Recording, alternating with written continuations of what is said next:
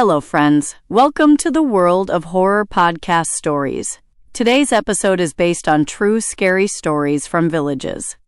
Perhaps you would say that the silence of a village is very peaceful. But I believe otherwise. The silence of some villages is strange, as if something is buried beneath it, as if something is sitting there, hiding. Something that doesn't come out in the open, but creates a chill in your veins.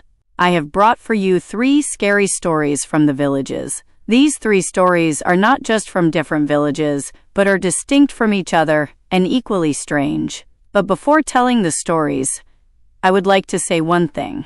These stories are based on events that happened in villages. Therefore, at the author's request, I am going to tell the stories by changing the names of the places and people involved. At the very end, do tell me in the comments which story you liked the most. So, let's begin the first story. Story 1. The Devouring Well of Nimbawadi. My name is Vijay. I didn't just hear this story. I felt it myself. I cannot tell you which district that village is in, but it is situated at the very base of a famous city. The name of the village is Nimbawadi. The village is small, old, and mysterious. Surrounded by mountains and fields, this tiny village sits in between. When I first got my job, I happened to go to Nimbawadi for company work. At that time, I had no idea that I would witness a terrifying incident in that village. I was living in Pune in a bachelor room then. About 4 to 5 years ago, I was working for a builder's company, and during that time, it was decided I would go to Nimbawadi for marketing. The village was small, but land plotting was going on there. I thought I'd finish my work and wander around the village a bit. The company had set up a small office on that site. There was a shop nearby. After finishing work, I went to that shop in the evening to have tea. There, I met a girl who worked at the shop. Her name was Surbi. She was a resident of that same village. She spoke little, but was quick at her work. Gradually, my visits there increased due to office work. I became friends with Surbi. We often sat at the shop and chatted.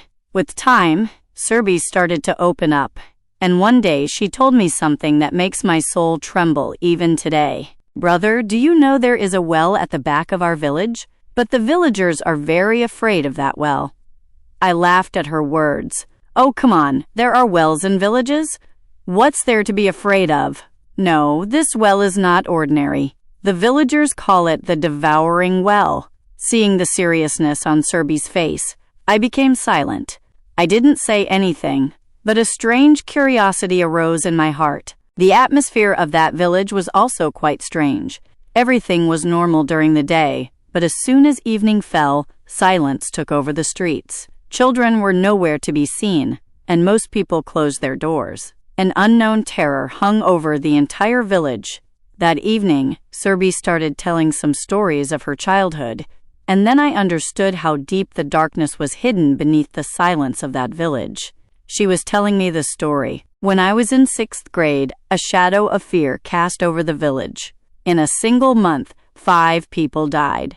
1 woman, 2 girls, and 2 boys. All of them gave up their lives by jumping into that same well. Surbi was telling me, and I was watching her intently. No one could understand anything. One after another, people were dying. The police came. An investigation was done. Someone said they had gone to bathe and drowned. Someone said some of them committed suicide. But the villagers knew the truth was something else. Everyone felt that there was something in that well that pulled people towards it. It pulled them into the water. Hearing Surbi's words, I got a little scared. So I asked her, then why do people go near that well at all? Surbi paused for a moment and then, looking at my face, she said, I don't know, but I think there is something in that well that hypnotizes humans. And whoever goes there once never comes back. Or even if they do, they are not the same as before. There were tears in Surbi's eyes. Still, she narrated an incident that makes my soul shudder even today. A poor family lived in our neighborhood. A husband, a wife, and 2 children. The couple worked as laborers in others' fields. They had 2 children. The elder sister was about 9 to 10 years old, and the younger brother was about 5 to 6 years old. A simple, poor, but very sweet family. The parents worked in the fields all day, and both children stayed home. Their only job was to play all day long. One day at noon, both children were playing with the other village children, and while playing, the girl's ball went far away. She didn't know which way she was going because the ball had gone straight towards the well. Hearing this, a strange coldness ran through my stomach. That little boy went to get the ball. His sister saw him running towards the well and ran after him. She saw her brother standing at the edge of the well, staring intently into the water as if someone were calling him. His sister ran and forcefully pulled him back. Then she didn't have the courage to stay there. Scolding her brother, she took him home. But after that, the child changed completely. Serbi remained silent for a few moments and then continued. That child suddenly became quiet. He would never talk. If someone asked something, he wouldn't answer. If anyone touched him, he didn't like it. A strange coldness had come into his eyes.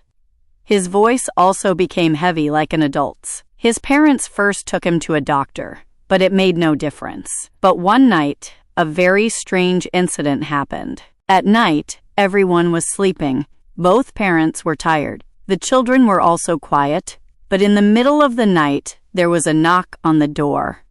The mother's eyes opened. She saw a shadow standing near the door. First big, and then small. How is that possible? Yes, but it happened. Serbi remained silent for a while. Terror was clearly visible on her face. Her voice was trembling, but she continued to speak. The child's mother got up and went towards the door. She saw her younger son standing there. She was about to run and catch him when she heard her son's voice from behind her. "Mom, Mom!" She turned back and found that her son was lying beside her on the bed, and his eyes were closed as if he was mumbling in his sleep. Seeing that, the mother's mind went numb. She turned back towards the door, but there was no one there. And at that moment, she heard a strange sound of laughter from outside the door. Her whole body trembled. She lay back on the bed in fear. Serbi's voice was now even slower but deeper, as if memories of that moment were floating before her eyes. From that day on, the life of that family changed. The child became stranger day by day. He would always sit silently in some dark corner of the house. Heavy voice, red eyes. He wouldn't eat or drink anything, and he wouldn't go out to play. And then one day, it so happened that he didn't eat at all. His mother served him food, but he sat quietly in the corner. Then his mother went to him and started stroking his head. While stroking, she said, "Son, what happened to you? Why are you sitting so quietly? You don't even talk to anyone." While she was stroking his head, the child suddenly grabbed her wrist tightly, so tightly that the mother screamed. The surprising thing was how such a small child could press the hand with so much strength.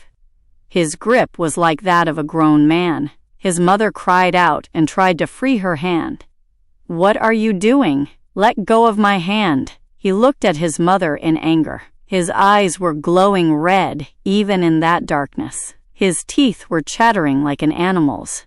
He suddenly let go of his mother's hand and screamed at her in anger. "Mom, you touched the body! How did you dare? He said that you touched my body. How did you have the courage?" The mother couldn't understand anything. Out of fear, she got up and ran out of the house, and seeing that, her daughter also ran out.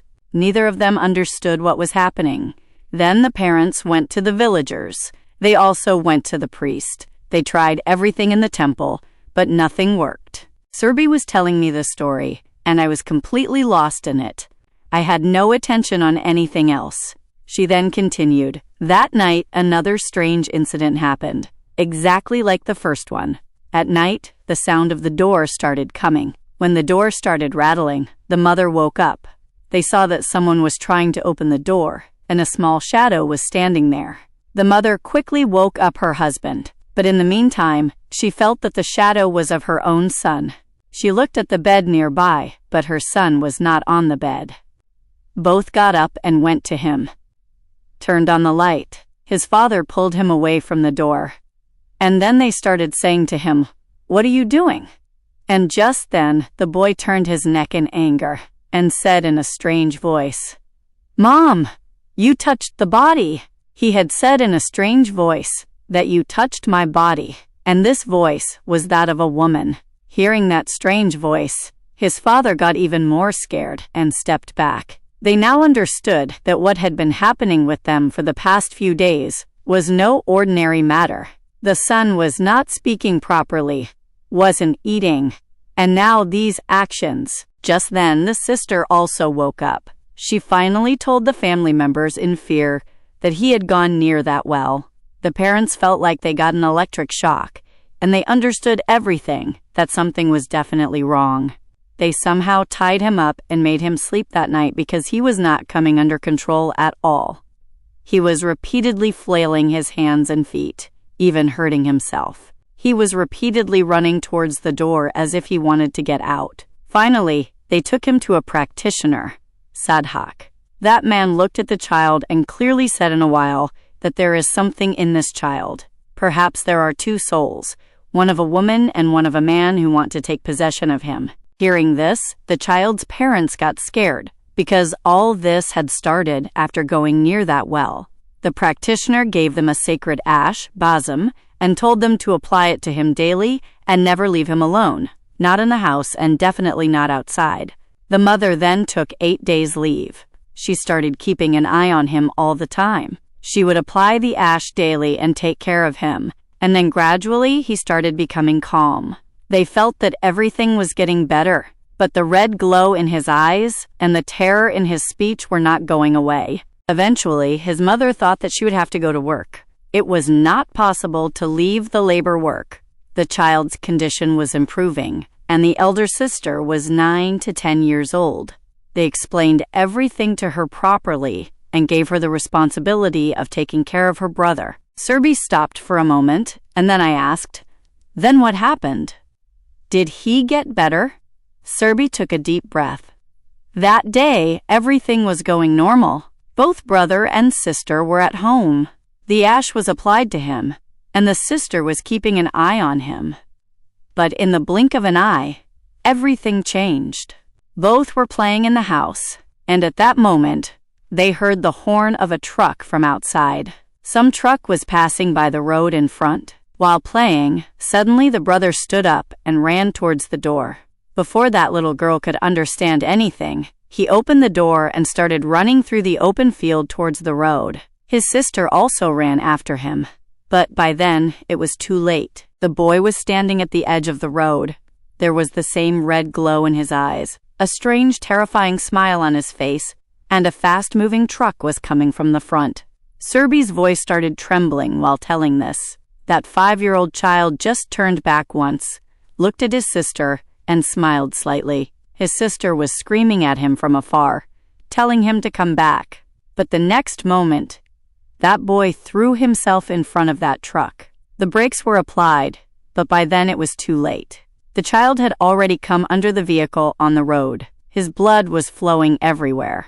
The sound was so loud that the people standing nearby started screaming at the sight of that horrific scene. But there was nothing left to do.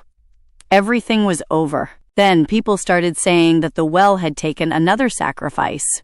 Someone said that there is something in that well that captures people's bodies, dominates their souls. The news was conveyed to the boy's parents. They both returned home crying and screaming. His sister was shivering, and there was only one thing on the faces of all the villagers: fear. Saying this much, Serby became silent. But that story kept revolving in my mind. That night, I stayed in the village for some work, and after having dinner, I went out for a walk from my office. Just then, my attention went towards that well in the distance, and I still remember. A light smoke was rising there. Faint shadows were moving. It is possible that this was my illusion, or perhaps the shadows of souls wandering around that well. That well is still there today, the same old, black, terrifying one. Now the village has grown, it has changed. People keep coming and going. New houses have also been built, but there is still silence around that well. a silence that feels alive, as if something is breathing there, waiting. I got transferred. But this story, this memory, and the shadows of that well are still with me, because some places are such that they don't leave a person, and some wells are not empty. There is something inside them whose stomach is never filled. So friends, this was the first story of today. Come, let's start the second story. Story 2, The Forbidden Harvest. The incident I am going to tell you today is one I heard in my childhood. Even today, people in our village talk about this. In a corner of the Konkan region, surrounded by greenery, lies the village of Savard. Around the village, there are only dense forests, mountains, and zigzag paths. A small village, but a rule has been followed in that village for years, which people still believe today. And that rule is, never consume non-vegetarian food in the fields. The elders used to call this rule the curse of the soil. Whenever the villagers tell the city people about this rule, it seems to them like just a story told from generation to generation, which is merely a superstition. But the people of the village knew that this was no superstition. Behind it were terrifying accidents that had happened to some villagers. In this same Savard village, a few years ago, my maternal uncle, Mama, Gopal, used to live. At that time, there were only 4 people in his family: his parents, elder brother, and him. Their large field was a little away from the village. Gopal was not very smart in studies, but he was hard-working. He loved farming. When Gopal grew a little older, he used to go to water the fields every day. Many times, it would be midnight by the time he came home. But he never stopped there. Just as everyone in the village knew that rule, he also knew that consuming non-vegetarian food in the field was strictly forbidden. And if someone broke this rule, they said that there is something there that goes after them. Gopal had been hearing these things since childhood, but he never believed them. Yet he had never broken that rule. But one day it happened that it was morning, yet Uncle did not return home. The family members thought that he might have slept in the hut in the field. But when they checked in the morning, Gopal was nowhere. Everyone started worrying because at that time, Uncle was not old enough to stay out all night. Uncle's mother got very scared. She told Uncle's father and elder brother to go and check the field quickly. At that time, there were no mobile phones or anything. His father and brother reached the field quickly. They saw Uncle lying unconscious near the hut. Panicked, they tried to wake him up, but there was no movement. Other people from the village were called. With great difficulty, they put Uncle in a vehicle and took him to the hospital. After treatment, Uncle regained consciousness in a short while. The doctor asked him to go home. But even after returning home, Uncle was not ready to speak anything. Fear was clearly visible on his face. Then the father sent everyone out and sat in front of Uncle. He asked affectionately, "Gopal, I told you not to make such a mistake, right? But you did the same." Uncle was a bit surprised and said, "Which mistake, father?" Then his father said more sternly, "When we came to see you, all the people were standing around you, and just then my attention went near the hut. Right there, bones and leftover food were lying. And then I understood what had happened there." Hearing his words, Uncle remembered that night. That night, there was a buzz in the village. It was the birthday of Gopal's friend, Rohit. There was not much population in the village. Everyone knew each other. Rohit lived in the city, but those days he had come to the village for holidays. He told Gopal that he wanted to celebrate his birthday with great pomp. So they would have a party in the field outside the village. They would arrange for chicken and mutton. Gopal initially refused and clearly said that consuming non-vegetarian food in the fields is forbidden here. If the family members found out, they wouldn't let him enter the house. But Rohit and the other friends persisted. After much refusal, Gopal finally agreed. All the friends reached his field. A table was set near the hut, and then the party began. Everyone was very hungry. Fine food was ready. Initially, Gopal tried hard to avoid eating, But the friends forced him so much that he also drank a little alcohol and ate just 2 morsels of bread. But he had no idea what was going to happen next. All his friends left, but Uncle stayed there because if he went home, the family might find out, and they would scold him severely. Therefore, in the dark, he buried all those bones and leftover items in a pit there, and went to sleep in the hut. But at night, he suddenly woke up to some strange sound. The dark, dense sky, trees rustling in the wind in the distance. The sounds of dogs barking faintly were coming. But that night was different, something restless. There was a strange chill in the air. No one was visible around, but something was definitely there. Suddenly, a faint but strange sound was heard in his ears. Some unclear, terrifying sound. At first, it felt like someone was crying, but it was not a human crying sound. It was the sound of another world, something caught between an animal and a ghost. Gopal sat up and started looking out of the hut. But there was nothing in front of him. The night's coldness crept inside that hut. Again, the same sound came, now a little louder, a bit clearer, like crying, like panting, and a light sob. Gopal's heart started beating fast, but he convinced himself, maybe it's some human or some animal. As soon as he stepped out of the hut, he suddenly felt something wet and sticky on the ground below. He looked down carefully.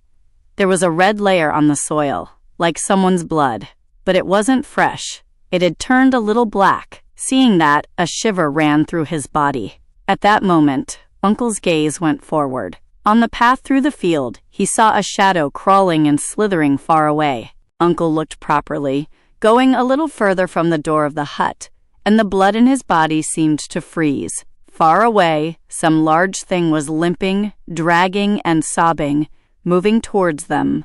Uncle rubbed his eyes and looked again. The thing had come a little closer, and at that moment he understood that this was no ordinary thing. That shadow was extremely strange. There was no hair on its entire body, as if its skin had been peeled off. Red golden skin, but tangled hair on the head. The body was limping, and at every movement, a strange creaking sound was coming, as if its bones were cracking. Gopal stepped back a bit. His legs were trembling, but he didn't have the courage to run. He sat there, stunned. That thing was slowly coming towards him and was now clearly visible. There were no human eyes on its face, deep black, as if there was only darkness in them, and a terrifying scene of death was visible. Uncle remained turned to stone, just watching that strange thing. Coming about 5 to 6 feet away, that thing suddenly stopped, and, looking into Uncle's eyes, tried to smile strangely. But that smile was not human. It wasn't a smile at all. It was some silent sign, as if it were saying that you broke the rule and now you will have to suffer the consequences. A cold and a rotten smell was coming from that strange animal, a mixed stench of blood, mud, and decay. That stench was so strong that Gopal started feeling suffocated. The heartbeat in the chest became fast, and cramps started in the stomach, as if something was moving in his stomach. That animal raised its long fingers. Fingers? No, those weren't fingers. They were bones. A structure of human bones, and layers of rotten, wet meat were frozen on them. Something like mud was dripping from them. And that hand started moving towards Gopal. Now he understood that if he didn't run now, this would be his last moment. But his body was not moving. Not even a voice was coming out of his mouth. There was only the fast heartbeat, a noise echoing in the ears, and that shadow of death coming from the front. That thing came right next to him. For a moment, Uncle felt, is all this an illusion?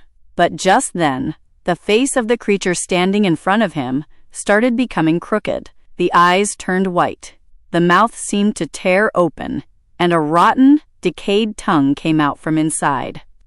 At that very moment, Uncle felt as if someone had pushed him hard. Uncle fell down forcefully and became unconscious right there. When he regained consciousness, he was in the hospital. That night, his father sent everyone out of the house and silently sat beside Gopal.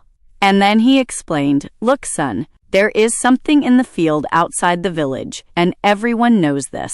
Your luck was good that you survived, but never make such a mistake again." Uncle was so scared that day that after that, he didn't even step out of the house for many days. He also knew very well that what